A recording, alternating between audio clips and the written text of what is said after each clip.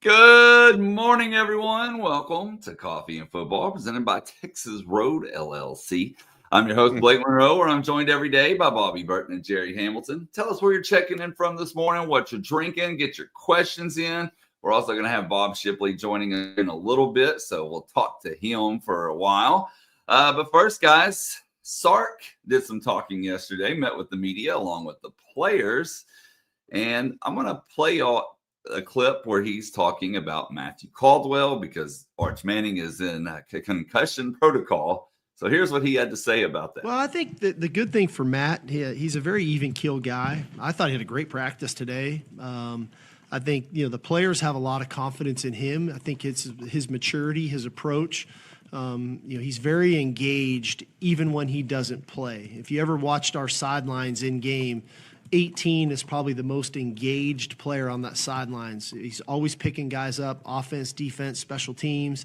And so he's got a really good relationship with the guys. And so I don't think it's like, well, who's this guy? He's in a lot of faces a lot of the times. And so it felt very comfortable, felt very normal today. I thought the bigger thing for today was that KJ Lacey got reps with the twos. And I thought that was really good for him. He's a very talented player who's been growing and getting better. So it was fun for us to see him get more reps today. High praise.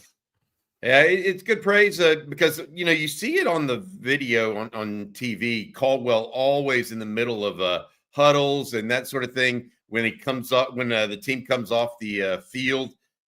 So he is engaged, Jerry, and I think that's valuable when he is given the reins, so to speak, and that is what we expect as of right now.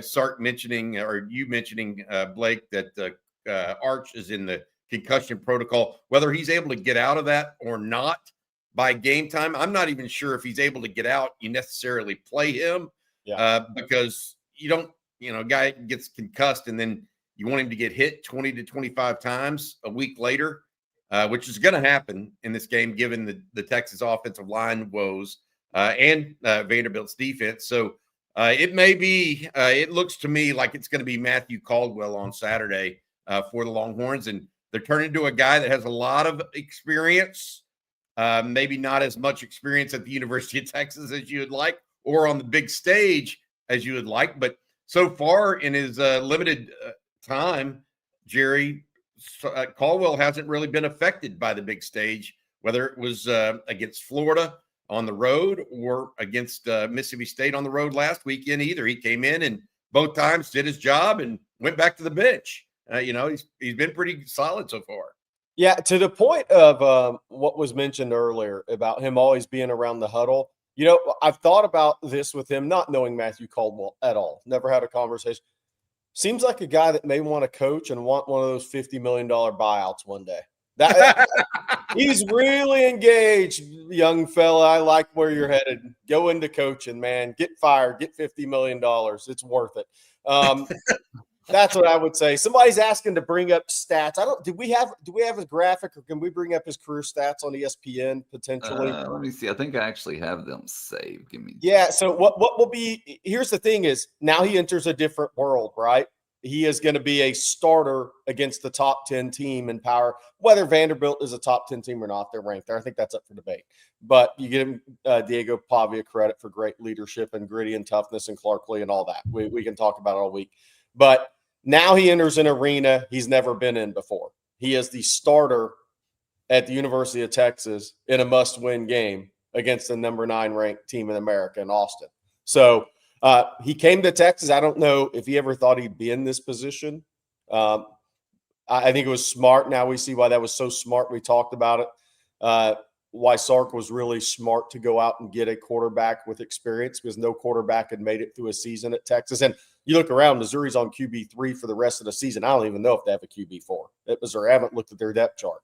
But there's a lot of schools have to go to QB2s because guys are getting injured. But Matthew Caldwell, with the opportunity of a lifetime Saturday for him. So far in his football career, he's only had one start ever against a Power 4 team, and that was against Iowa at Troy. But a guy who I think started 12 or 13, maybe 14 games in his college career. So he the last 5 of last year, he started for Troy. He's got some experience, Jerry. Your point about him stepping up a level is legitimate. We've seen him really for 2, maybe 3 plays overall in games that were meaningful.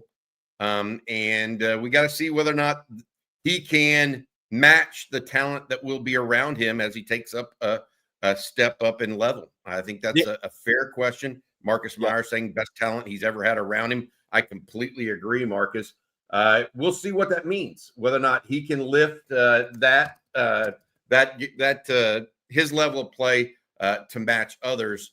We shall see. All right, before we get going, we got other comments. Lane Kiffin went all in on Brent Venables yesterday.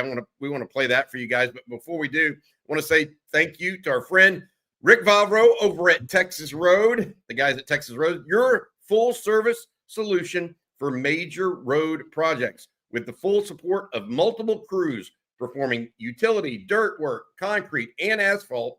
Texas Road provides on-site concrete through volumetric trucks for smaller volumes. We are able to complete road building in a high-profile environment. So whatever you need done across the state of Texas, make sure you reach out to Rick Valro and the guys at Texas Road. Also, their sister company, Austin Underground. You've heard about them for years here at On Texas Football. They perform a lot of work underground down inside the downtown area. Make sure you check out Texas Road and their sister company, Austin Underground. Well, before we get to Lane Kiffin, I got one more clip I'm going to play y'all real quick. Parker Livingston was asked about Caldwell and KJ Lacey quite a bit. Nice. And so I cut all those up and turned them into one video. And here's what he had to say about both of them. Caldwell had unbelievable, 2 plays in there when his opportunity came. And, I think he's a great player. I've worked a lot with him in routes on air and stuff. He throws a nice ball, and I think he's a great quarterback. I think it builds a lot of confidence, but I think we all had a lot of confidence in him before that, seeing what he can do, what he did in the summer, what he did in fall camp, and what he's continued to do during the season. I think he's a great quarterback, and I think when his opportunity came, he made the most of it. I want to say like he's a great leader. A lot of people follow him. He works his tail off. You saw it in the summer. We run a lot in the summer, and he was running. Now he's fat. He's a fast guy. He's a great guy. Hang out with him quite a bit. He's a fun guy to be around. He's a great person. He's always got a smile on his face. He's very funny, always high energy. He's a great person to be around. And like I said, I'm around him quite a bit, obviously like in the facility, but outside the facility. So, he's just a great person. He's great. I think he can extend the plays very well. He's fast. I see him as like a Bryce Young kind of guy, Yeah, just pure dominance. He's pretty vocal I think he's one of the most vocal guys in that freshman class. So it's great to see him. I think you have to be when you're a quarterback, and he's a great quarterback. I was going to say, first off, that's a really big bottle of Gatorade. So that was one of the first things I noticed about that clip. That was a really big bottle of Gatorade. Bobby, off those comments, what's going to be really interesting to me Saturday, assuming Arch doesn't play, as I think most of us would be surprised if he does, but we wait official word from Texas on his concussion protocol. The doctors, it's in the doctor's hands. How much will Sark run Matthew Caldwell in this game? Now, Texas is very high on KJ Lacey, but that doesn't mean they want KJ Lacey's. He threw 1 pass against Sam Houston State. And that doesn't mean they want to have to go to KJ Lacey against Vanderbilt with everything on the line for this team. So the question becomes, how could that affect the way Sark and AJ Milwee, now eyes in the sky? I think that's a major thing, how they approach this game with Matthew Caldwell in their game plan. Well, I think that number one, he's a different style, and I wrote this on Texas Football this morning. He's a different style of quarterback and runner than Arch Manning. We talked about this a little bit. He's more of a quick, fast guy that's going to run. If he runs the zone read, Jerry, he's not running quarterback power. He's going to run to the outside. It's going to be him versus the defensive end and see if he can out-quick the defensive end to the edge and then get upfield. He's not this, hey, we're going to run QB power at the goal line, first and goal at the 5. That's not who he is. And that tends to be where quarterbacks can get in trouble, right? Is when they run up the middle. That's where Vanderbilt caused issues for Missouri last week. So while I agree with you on some aspects of it, I think they have to if they're going to want to win this game, because you're looking at a situation where this is do or die for Texas. Texas is currently 6-2. They lose this game, I think all thoughts of a SEC championship are certainly out of the realm, but all thoughts of a college football playoff appearance all out of the realm, because then they're also behind Vanderbilt in the pecking order, who might lose a couple games here. So I think Sark's not going to, put him in harm's way unnecessarily, but to not run Matthew Caldwell on Saturday would be a big problem for the Texas offense, in my opinion. It wouldn't be putting your best foot forward in a situation where, if Arch has a concussion and is unable to go as we expect, he will be ready to go by Georgia. Yeah. And so then you can go back to your quarterback. So maybe this is putting him in harm's way may be what's called for on Saturday. Caldwell called for, whatever you want to say. Yeah, I think I think they'll have to be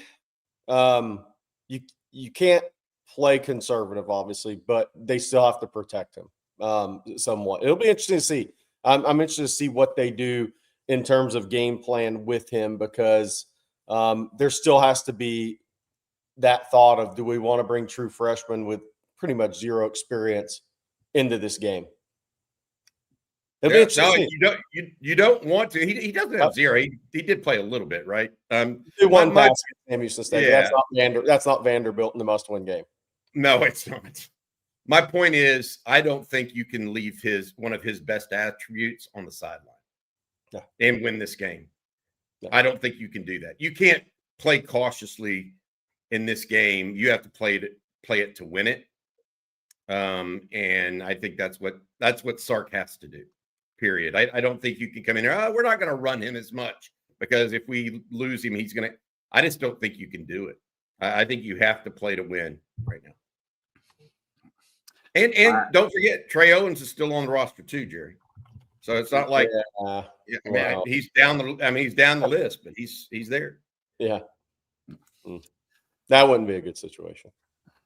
Well, up next, Bobby, you alluded to it a second ago. We're going to talk Lane Kiffin here, who had quite a bit to say. Let me set this up.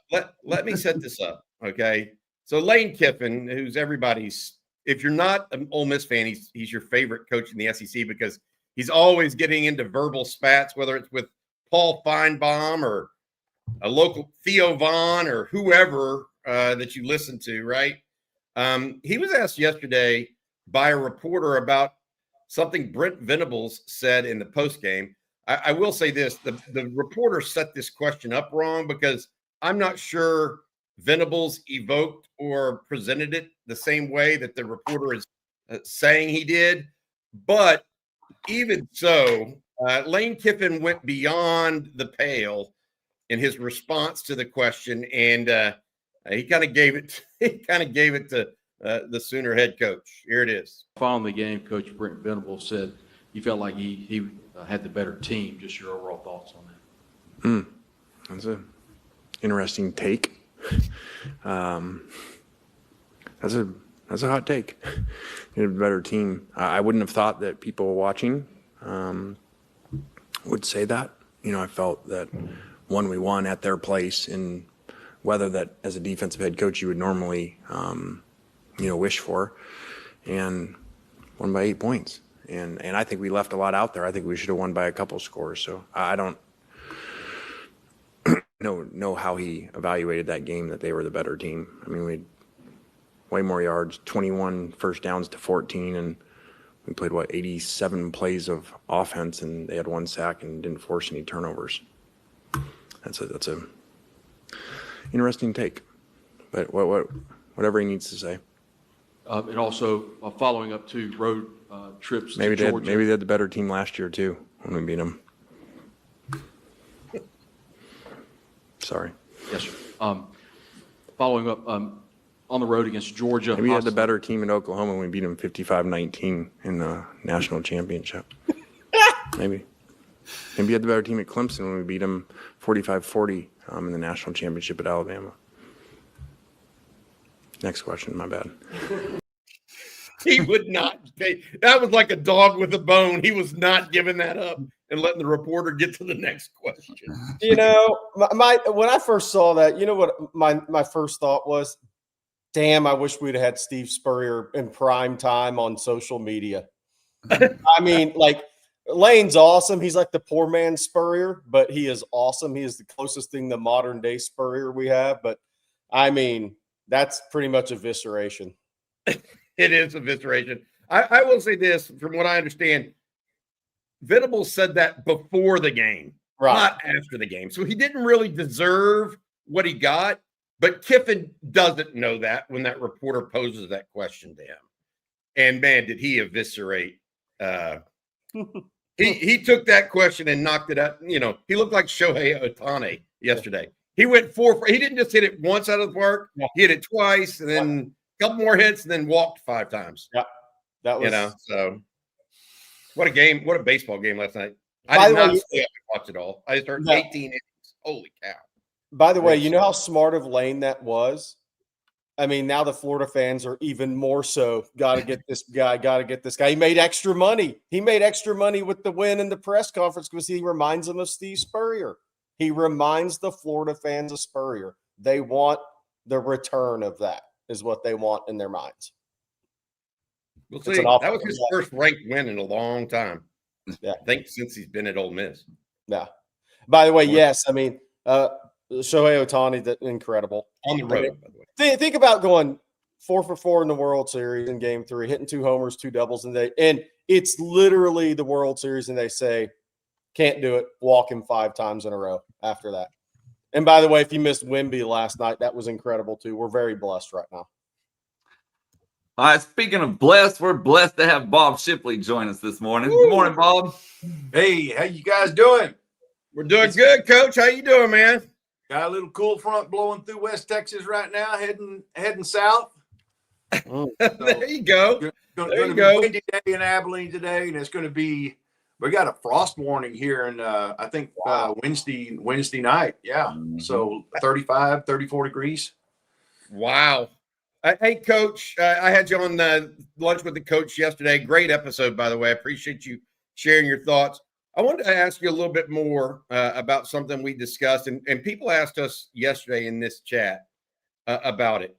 The ability for Texas to win, and this team, showing they have an ability to win in a variety of ways. Kentucky was a, defensive first, special teams first game win for the Longhorns on the road. Then the comeback, big offensive showing in the fourth quarter for the Longhorns against Mississippi State, and the defense showed up late. And it even overcame a missed field goal earlier in the game. What does that mean for your team, for a young team like Texas is, relatively speaking, to be able to win in different ways? Is that meaning something special to you as a coach? Yeah, and I think we're seeing some guys grow up for sure. And but I'll tell you, it's kind of a sobering fact that we all have come to the realization that this football team is what it is, and they're gonna have to fight, scratch, claw for everything they get, and I would feel a lot better about this story had we beat Florida, even though it would have been ugly. If we would have beat them, then we could really, add on to the fact that, we got beat by the undoubtedly number one team in the country. And we've just been scratching and clawing and fighting for everything we can get ever since. So, yeah, it's but I think the momentum. I tell you, we were talking on the live cast last night, CJ and Rod and I, about there's some people out there pouring some Kool-Aid right now, and I don't know. I mean, I want to drink it. I'm like, okay, this is what a great win for our program, the biggest comeback, in the history of the program, I guess. And, the way that it happened, and then the suspense of the backup quarterback, who's always the best player on the team, by the way, until he proves otherwise. Just, okay, we're going to look back and say the turning point of the season, Bobby, we talked about this, was the punt return.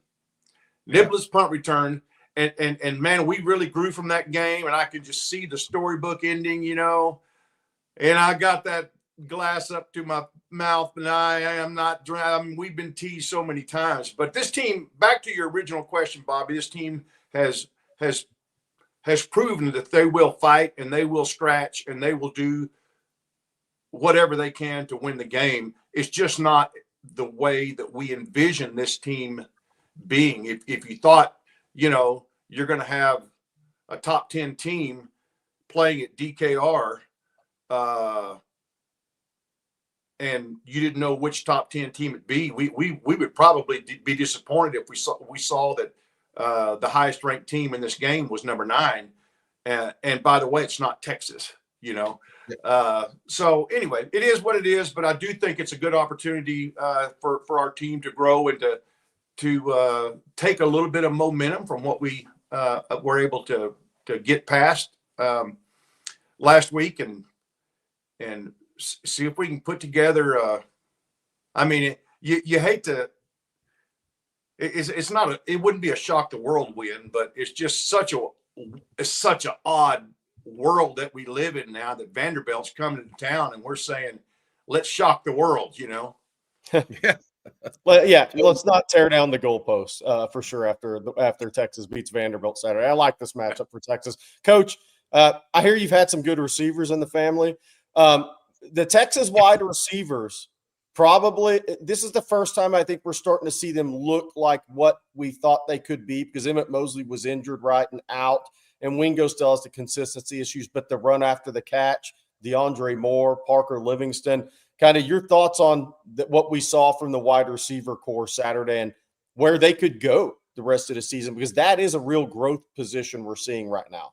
It really is. That's been exciting. And obviously the emergence of Emmett Mosley has just been, we all hoped that that's who he is going to be, but dadgum, remember we were talking like he's Bigfoot, I'm not sure the guy's around, whatever.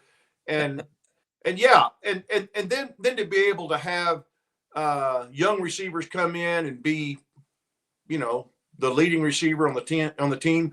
Wingo is obviously a big playmaker, a guy that if he can just catch the catchable balls, I'd be happy. I don't need a crazy, let somebody else do the circus catches, but just catch the catchable balls.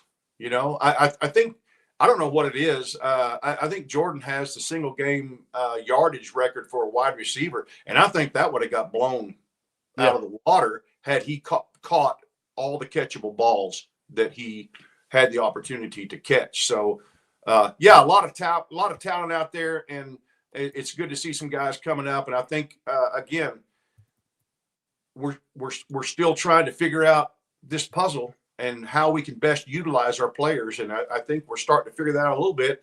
And, we keep hoping the running game is going to come around, and, maybe it will. There are times, when we look like, Oklahoma and maybe we had this thing figured out, but thank goodness those receivers have come along. I've been pretty critical of those guys through those lean games we had, but it's good to see them coming on like that.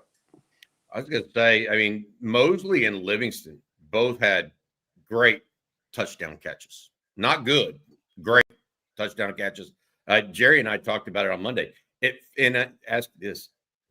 felt like for the first time they were, I don't want to say fully weaponized, but they played to the best of their ability, and it was showcased a bunch. I don't think there's any coincidence that they've now had more time together, and Arch Manning threw the ball 46 times. That's a lot of passes. You get into a rhythm that way with people. You get to see more of the field, et cetera. Do you think that you're starting to see a little bit more in sync with the receivers at this point in time with Arch and those guys, or is that just, I mean, part of a big comeback like we saw? It felt like it was a little bit more than that, though, on Saturday.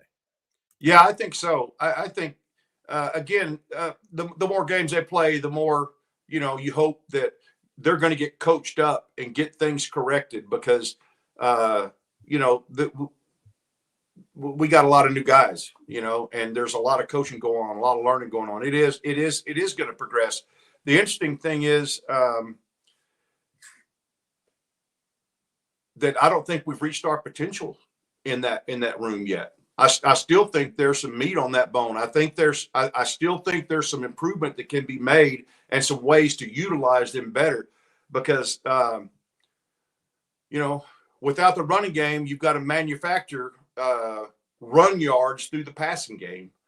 And those guys are going to have to do a great job of blocking for us to do that. And that's the thing that I've been disappointed the most in that receiver room is their blocking. Our tight ends didn't block well last week as well. It's an ongoing thing, and you don't realize that stuff that you take for granted. You don't realize, you see a guy break a run and you go, wow, it's a great run, and then you go back and look at all the players, maybe even on the other side of the field that stopped a pursuing DB or whatever, or, guys that and sometimes they just shield them, but you kind of take it for granted until you miss a block. And then it's like, everybody knows who missed the block, and it's coming around a little bit. So I feel like it, still I'm wanting to drink that Kool-Aid and say our best days are ahead of us for this football team. To your point, Coach Shipley, for the people that haven't, if you go watch, all you have to do is watch Vanderbilt, Missouri, the condensed highlights on ESPN on YouTube. Vanderbilt's receivers are tremendous blocking on the edges. Yes. Maybe one of their strengths on offense is that, and it's not talked about much. So the flip side, Texas defense, the perimeter Texas defenders are going to face a team that's maybe as good at blocking wide receivers as they have all season, something a little game within the game.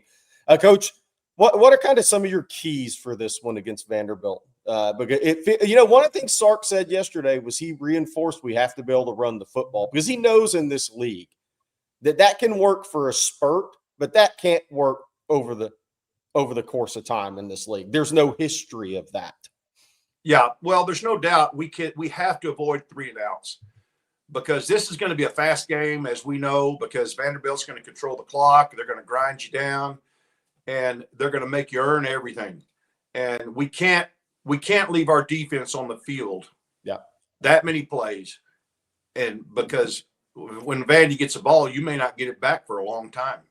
So you've got to be really smart because you're going to have limited offensive plays this Saturday. You're not going to have the regular number of plays that you get from your typical Power 4 passing team.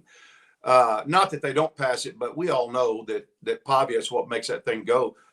So that's my first thing to say is we can't have 3 and outs. We've got to have very well executed drives, well thought out game plan to be able to. I don't know that we'll take as many shots down the field. I just don't think we will.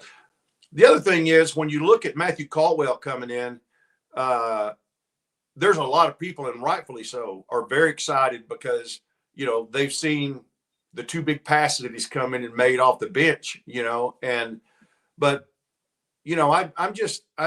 just tell people come up to me a lot and want to talk about that. And I'm just like, tap the brakes a little bit. I mean, it's a whole different thing. Trust me, it's a whole different thing when you're over there. Now, he's always engaged in the game. He's the guy, as you talked about, Bobby, he's in the huddle. He knows what's going on. He's very well dialed in to what's going on in the game. But he's not sitting here thinking, oh my gosh, I'm going to have to go in and, no, he just entered the game, and he hasn't been worrying all week about it. He hasn't been hearing boo birds. He hasn't been reading the media, torching him on bad decisions that he made or bad throws or what's wrong with him or whatever. And so he just comes off. I've seen it so many times, but it's going to say a lot about him how he plays this Saturday, but it's not going to be like that. I mean, it's not going to be just lasers, ice in his veins for 60, 70 plays. Doesn't work. Yeah, it don't work that way. No, it's not going to work that way. But I think this is a game where you truly will have to have all three phases clicking. I don't know that we'll have a returnable punt. If we do, then either somebody from Vanderbilt staff is not very smart, or the punter, it's just like, when you're putting on the green, I'm like, okay, I'm not going to leave this thing short. I'm not going to leave it short, and then it goes 20 feet past the hole. You tell a kicker, kick it out of bounds, kick it to the right, kick it over there. I want it to drop right at the 20-yard line or whatever. And man, I mean, they practice it, but it's different in the game. And so I'm hoping we'll see a shank or two when you've been told all week, do not let this player get the ball in the field of play. Interesting. So you think that you're like foreseeing the punter, because he's overcompensating to keep it away from Niblett, right, to possibly have a bad kick at a time. I wouldn't be surprised to see one or two if that's what they do. If they take the safe bet and not give him a chance to return a punt, because Niblett is making a really good case for an All-American this year. So anyway, yeah, I think that's interesting to see how that's going to play out.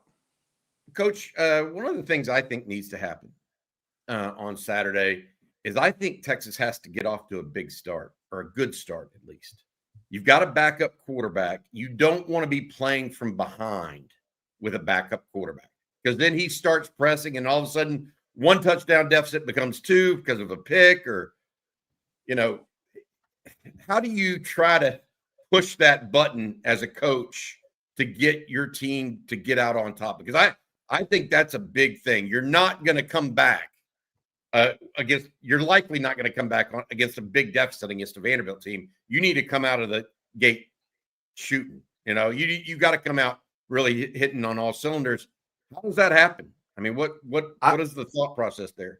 Well, first, as we talked about a minute ago, we've got to see Sark's A game with play calling and his script and his game plan, because as you said, there's no room for error here. And getting it, you can't play from behind against this team. Like you said, you've got to stay a score ahead of them if possible. Yeah, it's going to be interesting. But I think Sark's got to bring his A game this week. But I think you're exactly right. It would be, we're still riding some momentum from this past win, and going out and bad things happening, starting slow on offense could really take the wind out of this team's sail offensively, especially if Vandy goes down and scores right off the bat. And but it's going to be. I'm actually feeling good about this game. I am too. Our guys are coming. It's going to be November, but they're finally going to be playing back at home in front of a great crowd against a top 10 opponent. Everything's on the line. You lose this one, and your hopes and dreams of being in the playoffs are gone. The conference championship's gone. And that's a whole, I mean, I don't even want to go down that rabbit hole of what all could happen with a loss against Vanderbilt. I've got some interesting conspiracy theories I'll save for another time with that. But yeah, I think it's going to have to be the best game called of the year for Sark. Yeah. Yeah. Here's a question from the chat to end on for this, maybe. If we win the coin flip, do we take the ball this week or defer? I always took the ball. I wanted to score first.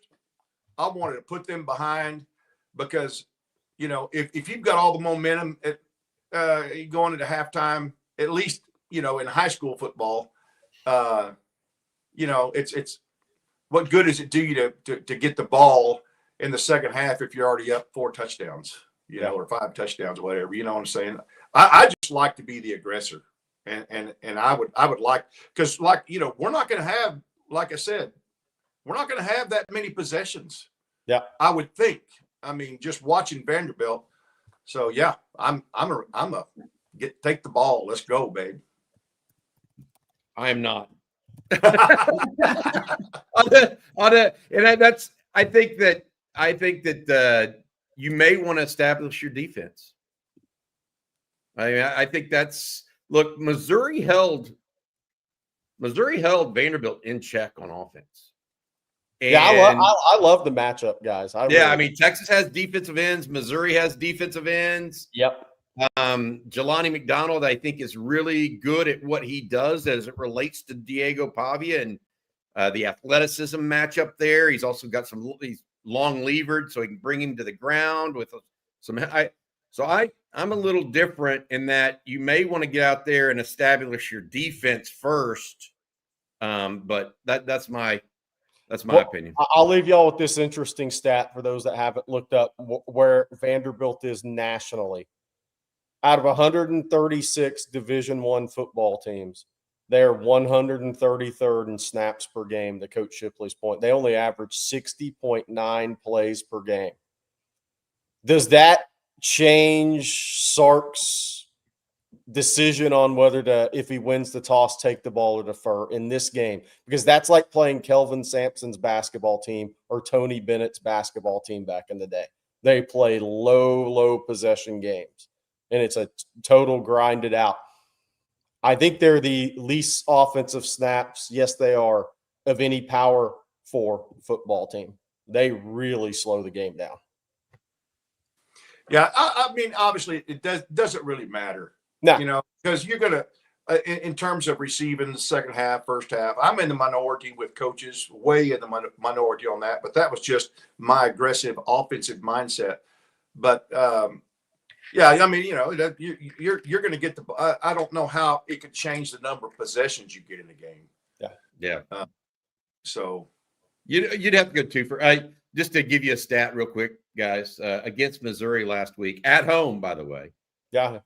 Vanderbilt had 265 yards of total offense. Yeah. Pavia 10 of 19 for 129, one interception. He's more accurate than that, by the way. Typically. But 3 of 10 on third down. They had eight fumbles, or excuse me, 8 penalties, allowed 2 sacks, only ran, to Jerry's point, they ran 45 plays against Missouri. That is not many. So we'll see what Texas can do. And maybe Missouri can give Texas a blueprint in that regard, right? Coach, thank you so much. Thank you so much for joining us, buddy. We'll see you again on Thursday. You have a good one. All right. Hug the boys, man. Take care of yourself, Coach. Always good stuff with Coach Shipley. He's got a, you know what it is, Jerry? He's got a understanding of where the rubber meets the road a little bit. Yeah. You know, he's a coach where he understands what it's going to take. All right. Forget all that. I'm jealous of his tan. No, he is. Yeah. He is tan, isn't he? He's got a world-class tan, Coach Shipley. Hey, let's do a couple of ad reads here, if you don't mind. You know what doesn't belong in your college football plans? Getting burned by your wireless bill. While you're planning trips or barbecues or 3-day weekends for Texas football games, your wireless bill should be the last thing holding you back. That's why you can make the switch to Mint Mobile. It's the wireless plan I sent my son off to college with. With Mint, you can get the coverage and speed you're used to, but for way less money. And for a limited time, Mint Mobile is offering 3 months of unlimited premium wireless service for just $15 a month. So while your friends are sweating or over data overages and surprise charges, you'll be chilling like that West Texas wind, literally and financially. This year, skip breaking a sweat and breaking the bank. Get this new customer offer in your 3-month unlimited wireless plan for just $15 a month at mintmobile.com/ontexas. That's mintmobile.com/ontexas. Upfront payment of $45 is required. Limited time new customer offer for first 3 months only. Speeds may slow above 35 gigs on unlimited plan. Taxes and fees extra. See Mint Mobile for details. And I'm going to tell everyone this morning about Prize Picks, because we make decisions daily, but on Prize Picks, being right can get you paid. And it's simple to play. You're just going to pick more or less on 2 to 6 player stat projections. If you get those picks right, you can cash in and win up to 2,000 times your money. It's the best way to get in on sports action in more than 40 states, including California, Florida, Georgia, and of course, right here in the great Lone Star State.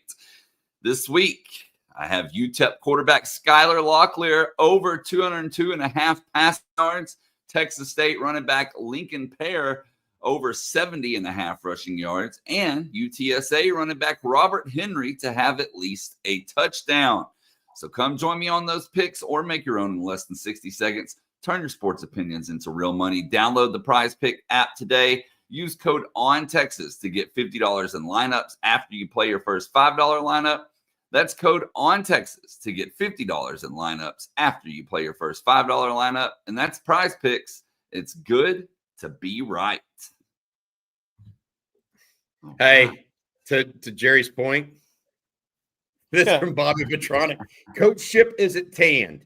That's windburn from all the time spent riding a golf cart in the West Texas breeze. He's probably listening right now and nodding his head yes to that, by the way. I wanted to bring something up real quick because Camp Mabry Weatherman, also on OnTexasFootball.com.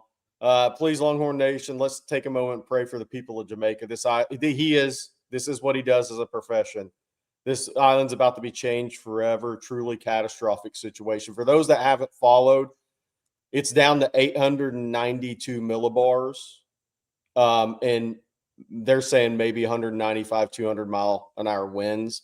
Second strongest Atlantic basin hurricane on landfall ever is what some people are saying this is going to end up being. When all said and done, it's a truly catastrophic situation about to happen in Jamaica, and it's hitting at the angle where the whole island's getting it. And it's strengthening at landfall as a Cat 5+. It's a sad situation. And thank you for the super chat, Weatherman, as well. Yeah. Appreciate that. We got another super chat from Mike's Hard Takes. Thank you, Mike. Gut feeling is Sark coaching this team in 2026. I think so. I mean, I that's mine. I don't, guys. Here's the reality. Where's he going to go? These people that put his name out there, and let me say this: where's a better opportunity? Is it somewhere in the pros? Pros don't all make this kind of money that Sark makes. I mean, look, the Titans just fired somebody that made $3 million a year, so they're already they're going to go pay somebody $13 million a year. Plus, I mean, you got to remember, Sark also has a $6 million buyout that he would have to buy the University of Texas out. I mean, there are not that many NFL teams that pay that much for a head coach. And so while, we can sit here and pontificate or whatever, I don't see that happening. I'll just be honest. I think he will be back next year. And I think that part of the reason why is I think that he likes his team right now. One of the things he said yesterday that was interesting to me in his press conference, talked about how he liked to build the team. And he did not like just going all in on the portal over and over again. He wanted to create a culture and add to it with the culture with some key players. Cole Brevard, he mentioned, was a good culture fit for him, right, Jerry? He mentioned some guys like that, but he wants to build from the high school ranks up. I'm telling you, they've got a really great core of guys that have been around now and are winning some tough games like they just did that are going to be a year older next year. We've said all along, 2025 was a young year, but I thought they would get better as the season went on. 2026 is the year that kind of, if they can keep all their players in retention and portal and all that stuff and add to it smartly, that's the year that's circled, because it'll be a second year starting with Arch. You'll have some older guys on the lines. I mean, Colin Simmons all of a sudden, it's more setup than other years. So we'll see how it goes, but I'm pretty I don't know if I'm emphatic about whether he's going to be at Texas. I mean, that's the other thing that cracks me up. Jerry and I were talking about this over the weekend. Jerry, what coach have you not heard a rumor on this year? I mean, seriously, Lincoln Riley, Texas Tech. Oh, maybe he wants Florida. Lane Kiffin. Oh, it's not Florida anymore. Maybe it's LSU. I mean, every coach that wins gets his name thrown in the ring for another job. That's pretty much how it works. And so if I'm Texas, I'm happy that I've got a coach that other people may want. Yeah, I mean, my simple answer to that original question is I don't know. I mean, I don't know. So we'll see what happens. I mean, like all these guys, I mean, Ole Miss fans 100% think Lane Kiffin's going to Florida or LSU right now. It's just you just have to wait and see what happens. There's a lot of season left. There's a lot of things that can happen. So my answer is I'm in wait and see mode. I thought it was interesting what Sark said yesterday. Dave actually brings this up. Bobby, you brought this up a little bit too, because Sark mentioned yesterday about high school recruiting and continued development. And I know a lot of people just want Texas to go take 20, 25 guys from the portal. But as long as Steve Sarkisian's the head coach at Texas, that's just not happening. That is not the belief. And I actually agree with the belief. I don't believe you can have any true consistency in a program that is not, by and large, high school development, high school recruiting and development. I still think there's a big major piece to that. And I do think as long as Sark's at Texas, you're going to see that the roster built the exact same way. I'm 100% on board. That's 100% on board with that, Jerry. I think that look, then you have guys that remember these wins at Kentucky, where your back was up against the wall. You have guys that remember the win at Mississippi State when you came back. Otherwise, if you just go to the portal, they weren't even a part of it. Yeah. They don't remember what it took to overcome adversity. Yeah. Now, maybe they had their own experiences at their previous stops, but they didn't have it together at Texas. Yeah. And I think that's valuable. I really do. And I want to ask this, look, if Texas Tech was in the SEC with a portal-built roster, what would their record be? Well, if they were playing the SEC, what would they be? Depends who they would have played. I think Texas is pretty good. I don't think they're great. Yeah. So. If they played Oklahoma's schedule, would they be 7-5, 6-6? After spending all that portal money?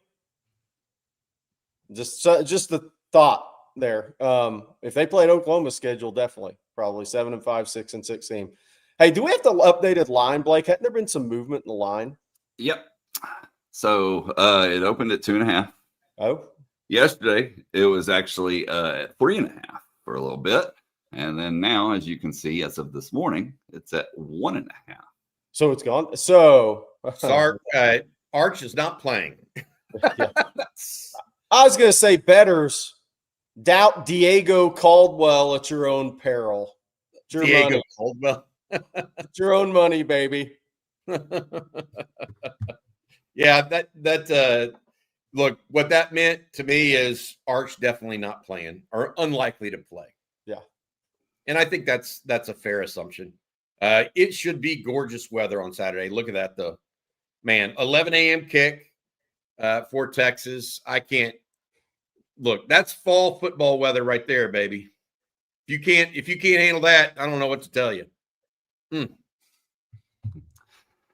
All right, and there is a small that's actually changed a little bit because people were talking about it in the chat. There's a small chance of showers that they've added, but it's like 10-15%, not too much at all. Yeah. Can I bring one up real quick, Blake? Recruiting question. Russ Swaim, is Lamar Brown, the LSU D-line commit, interested in Texas? I'm going to say this. Richard Anderson is the guy that you want. He's at Edna Carr, the other defensive lineman. He's committed to LSU. Texas has still been trying to recruit him this season. He is a monster. I saw him 2 weeks ago, 6'3", 345-ish, and not really fat. He's just an amazing-looking athlete, arguably the best defensive lineman in the country. That is a guy that Texas is really trying to work on along with Kendall Gerville right now. So that I think Richard Anderson is a guy to watch. High school teammates with Hayward Howard Jr. What that means in NIL world, absolutely nothing other than they play on the same high school team. That's the reason I was at IndyCar a couple of weeks ago to see Hayward Howard Jr. But Richard Anderson, he's as impressive as any kid I've seen this year in person, in that class in person. His upside's scary. You sent pictures. He looked amazing. Unbelievable. Yeah. One other recruiting note that we do need to mention. We had talked yesterday about 2 visitors this weekend. There are actually going to be more visitors. They won't be all official. And there will, as of right now, only be 1 official visitor. That's Karan Maycock. Jerry's talked about him out of Miami, the linebacker that's currently committed to Florida State. Teray Davis, who visited the defensive back out of Boulder Fairview, who visited Washington over the weekend. He will be in Austin, he says, this weekend, but that is expected to be an unofficial visit rather than an official visit. Yeah. Yeah. He told the people that the news broke, people that cover Washington. He was there for an official visit over the weekend. He told people that cover Washington after his visit and the interviews that he was going to make an official visit to Texas, but that's not going to be the case. It's going to be an unofficial visit. Somebody asked anything new on Jalen Lott. Nothing new there. I think he's the top high school receiver on the board for Texas that's not committed. And I think things continue to progress. Camp Mabry Weatherman is Richard Anderson a better prospect than Jamion Winfield? I think those are the 2 best in the country. Those are the 2 best I've seen. And I think James Johnson's tremendous, committed to Texas too. So I don't want anybody to take that negatively. James Johnson needs some time. He's not Adwater instant player by any means. Jamion Winfield, there aren't many 310-pound guys that move like he does in short space and first 2 or 3 steps and can change direction. He is a whale of a talent. Richard Anderson's more of the over-the-ball guy that also has explosivity that's going to be able to make plays behind the line of scrimmage. Those 2 guys have such upside. James Johnson has a ton of upside. Those are probably the 3 of the guys who are big enough right now. There's going to be some guys from this class that are 260 right now that end up being 310-pound guys who end up being really, really good too and joining the conversation long term. But coming out right now, guys that have enough size that you're looking at, those 3 are extremely high level. All right, we got some super chats we're going to get to in just a moment. But first, Jerry, I'm going to let you tell everyone about Harry's. Well, I can do that. I have the razor in my hand, Harry's. This thing is, I know it's got the Tennessee orange colors, maybe a little burnt orange, man. Maybe I'll just make everybody a burnt orange Harry's in the future. Did your old razor dull too fast, irritate your neck? Nothing worse than that. That's just the irritation feeling for a few days. How did Harry's Plus feel like a step up in craftsmanship? Well, it does. It's the best razor you have ever used. That's a guarantee. Harry's just launched their brand new razor too, called the Harry's Plus. Harry spent 10 years developing the most advanced razor yet. Yes, an entire decade of R&D for the smoothest possible shave, and that is a guarantee. If you're looking for an incredibly advanced shave but still want to pay less than other premium brands, Harry's Plus is absolutely for you. It has an advanced pivoting system to make reaching all corners of your face even easier. Refined blade technology for an even closer, more comfortable shave, and their blade spacing, seems very important here, is optimized to glide smoothly and avoid clogging. It has a weighted metal handle, our heaviest handle yet, for more control. If you don't love your shave, Harry's will make it right. No questions asked. Risk-free trial means there's no downside to giving it a shot. For a limited time, our listeners can get the Harry's Plus trial set for only $10 at harrys.com/ontexas, all caps. That set includes the all-new Harry's Razor Plus razor, 1 refined 5-blade cartridge, 2-ounce foaming shave gel, and a travel cover to protect your blades on the go. I have the whole package right here. Just head to harrys.com/ontexas to claim this offer. And after the purchase, they'll ask where you heard him. You say the best thing college offense in the country on Texas football. And I'm going to tell everyone about Huel this morning. That's Huel, Huel. You ever have those mornings where you're running out the door, maybe no time for breakfast? That was me pretty much every day, but now I've got Huel. It's my go-to. 35 grams of protein, 6 grams of fiber, 27 essential vitamins and minerals, no added sugar, and it's gluten-free. It's under $5 a meal, ready to go. I drink it daily. It keeps me sharp and not hangry. My energy's smoother all day. No crash, no skipping meals, just solid focus. And now they've added the daily greens ready to drink to their lineup. It tastes fresh, clean, and it's only 25 calories. You're getting 42 vitamins, minerals, and superfoods, 4 grams of fiber, and just 1 gram of sugar in that thing. It's the perfect morning pick-me-up or even a midday reset. If you're busy like me and want healthy eating made simple, grab both of them. Fuel's now in Target stores nationwide, or you can order online. You can get 15% off your first purchase with code ONTEXAS at Huel.com/OnTexas. That's Huel, HUEL.com/OnTexas, promo code ONTEXAS. That's Huel. Eat smart, stay fueled, keep it moving. We're going to keep it moving because we got super chats. And Cody Phillips here, thank you, Cody, says, loving the game live streams. Can we figure out a solution to sync game clocks across all of you guys on the live? That's tough to do. That is very tough. It really is when you're in when y'all are in different places because the feeds come in just it's just literally a second late one which way. Yeah. But it's meaningful, right? It's amazing when I'm on the road. If I do the watch with us from like a Marriott hotel, and that's where I stay, Marriott's, I'm always like ahead of everything. Then when I'm home, I'm behind. It's maybe I just need to go to a Marriott for every game, so I'm ahead. But then the guys that are listening to you are behind, and I have to slow down.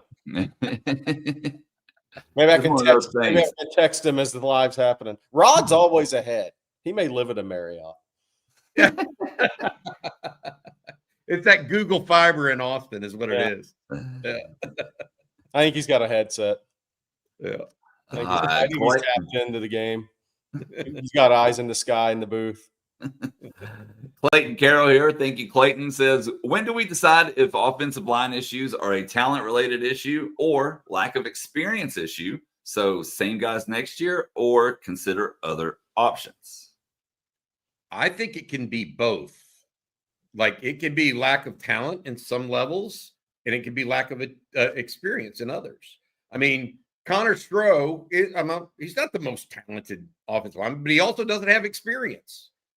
Could he be better with more experience? Of course, right? I mean, Connor Robertson, he's your starting center right now until Cole Hudson gets back. Hopefully Cole gets back this week, by the way. That's a possibility, or at least it was as of late last week. The point being, these guys can all get better with experience, but is Connor Robertson the most talented center in the country? No. So I think it's both. I think there will be some of the same guys next year, hopefully.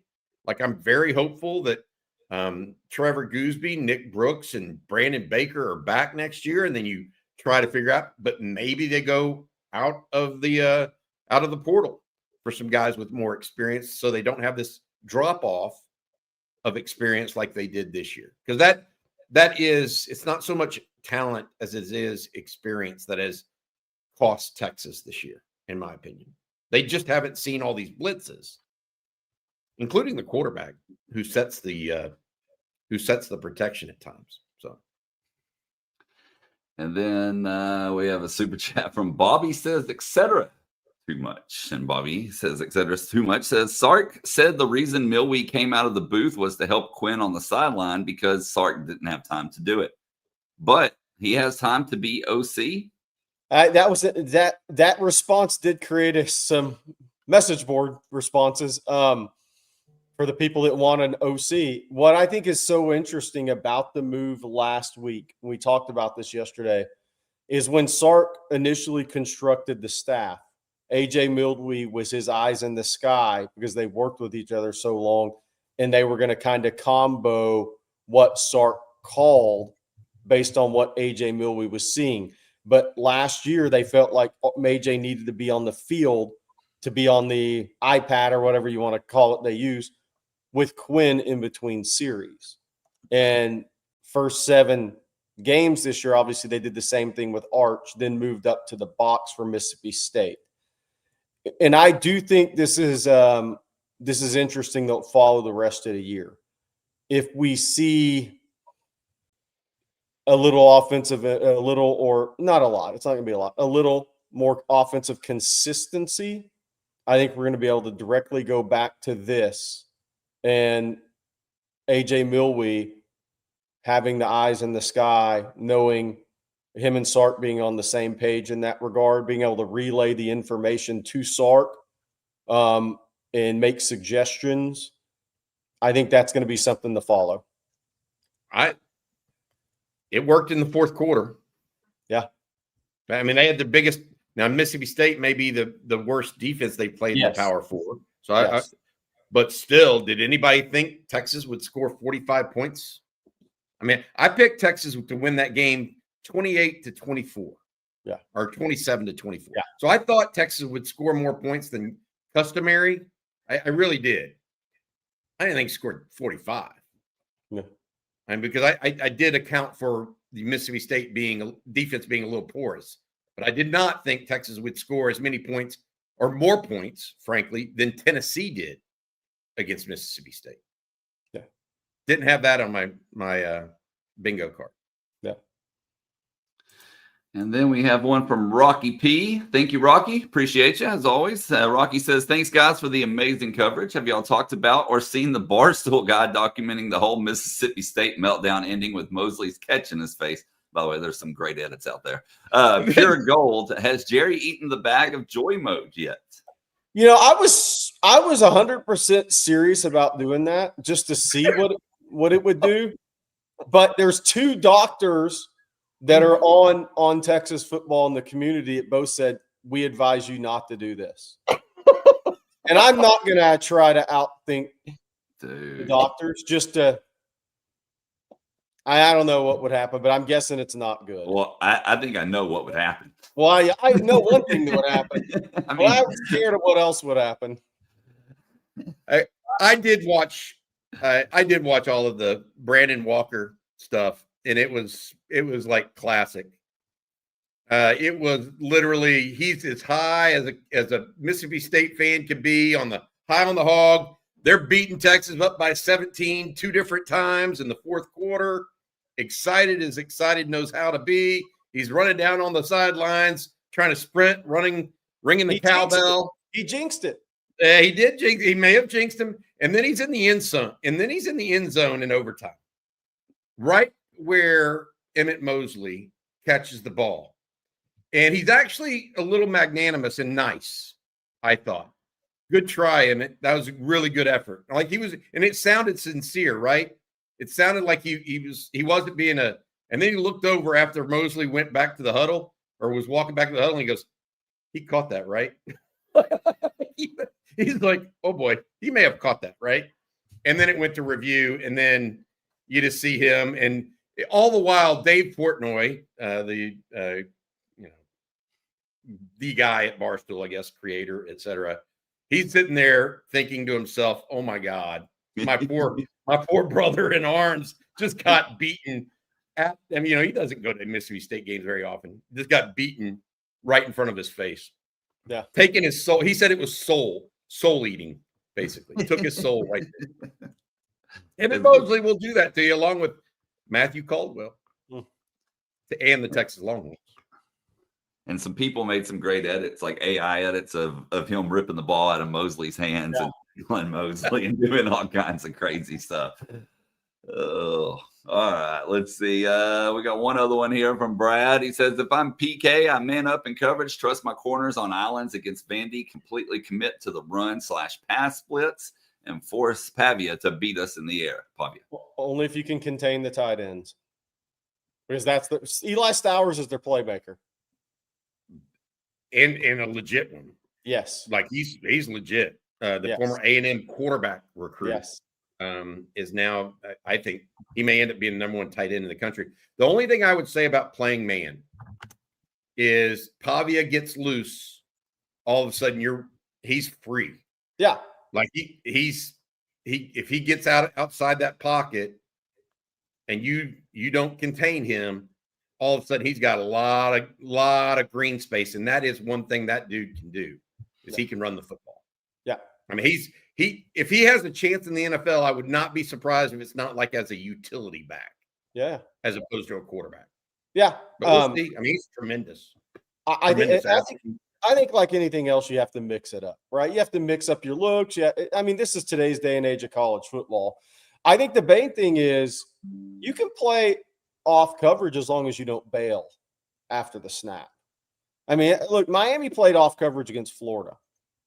They did some similar things to Texas, but the main thing after that is you can't bail.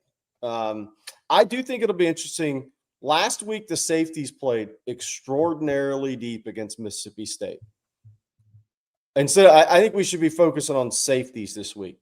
They played extraordinarily deep against Mississippi State because Brennan Thompson just races by everybody. The guy was 20 yards behind Florida the week before. He's having a really good season. He's going to end up in an NFL training camp. Who would have thought that 4 years ago?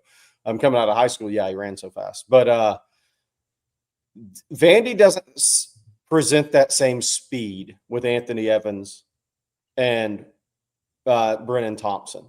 So I think the safeties are going to have a much different job this week against Diego Pavia in Vanderbilt. And that's going to put more on the safeties plate this week in my opinion.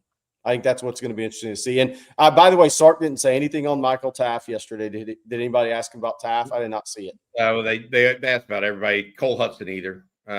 Look, his first comment will be that SEC injury media report on Wednesday night.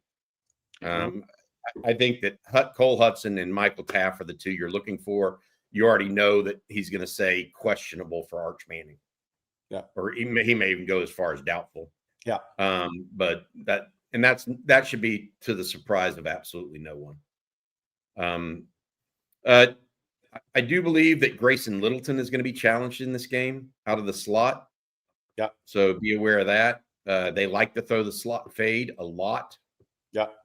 Vanderbilt does. It's one of their big plays because it takes a guy out of the box. And so we'll see what all this does. I know Rod and Jeff and CJ and those guys, as well as us, will be kind of chronicling the game the rest of the week here. But there's a lot of nuances that we need to see over the next 3 or 4 days before we see what happens on Saturday in DKR.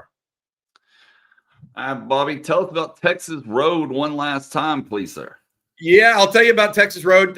Rick Vavro, our friend, and the guys at Texas Road, your full-service solution for major road projects with the full support of multiple crews performing utility, dirt work, concrete, and asphalt. Texas Road provides on-site concrete through volumetric trucks for smaller volumes. We are able to complete road building in a high-profile environment. Try Texas Road if you need any major road project done as well. Rick also has a bar out in Jonestown he wants everybody to know about. That's called the Lone Star Bar. He says they serve their beer there at 27 degrees. That sounds like refreshingly delicious. Again, that's Lone Star Bar out in Jonestown where Rick and his family live. Again, Texas Road LLC. Check them out if you need major road projects done. We got time for just another question or two. Gary, I see you started something, so I'm going to bring it up, or I think you did, from Stephen Houston. Bobby did. Okay, I know one of you did because it was I was talking about talent. Yeah, I was talking about talent in offensive line and what matters more. Brooks is much more talented than Stroh. Yeah, I don't think Jerry or I would doubt that. I don't know that Connor Stroh would doubt that. By the way, right? But better feet, more athletic. But Stroh's been here 3 years. But they went with Stroh, and Sark did mention this on Saturday. They went with Stroh late because they felt like he was picking up the blitzes better. He had the hot hand, is what Sark said, and I agree with him.